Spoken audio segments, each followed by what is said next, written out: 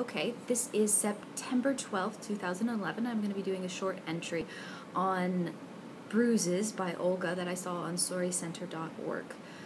It is just, my overall impression was very pleasant in the sense that it was a very well-made digital story. It had a theme of bruises and hope throughout the story of an immigrant family who comes to America. They don't know how to deal with it.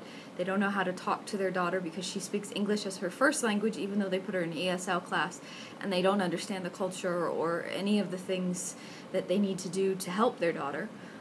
The teachers who ignored her and didn't pay attention to her, the one person that she respected, which was Mrs. Robinson, who helped her out and helped her see that she could be a person.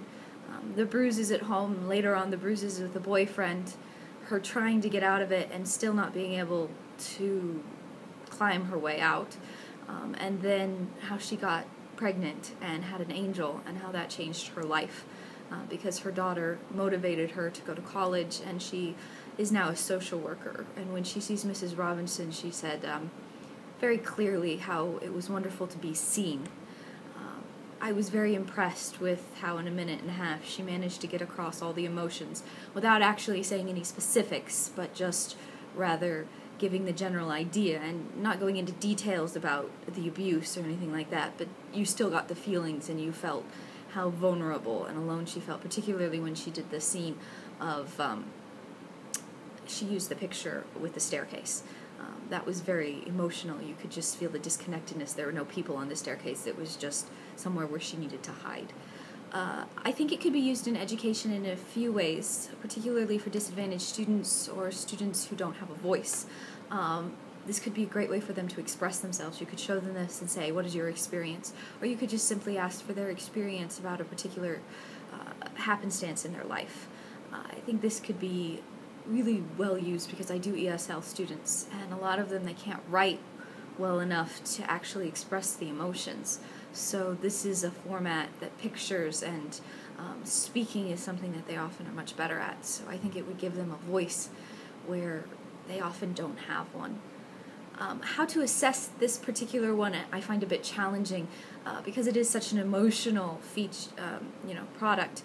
I think that if you put a grade on it, you might be telling the student that their emotions are not important, or your pain and suffering is only worth a B+ or a C-, or you get a D because you weren't emotional enough. I don't think that that's what you want to do in an assessment.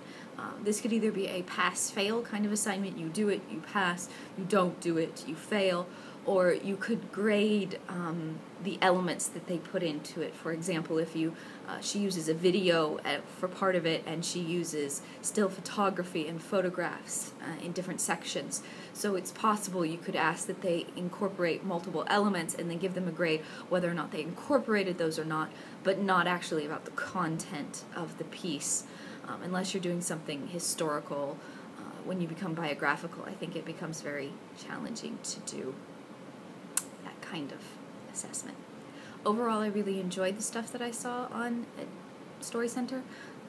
Some of it I think is more applicable to my career than others, but I thought it was very interesting, and I'm looking forward to watching more of it.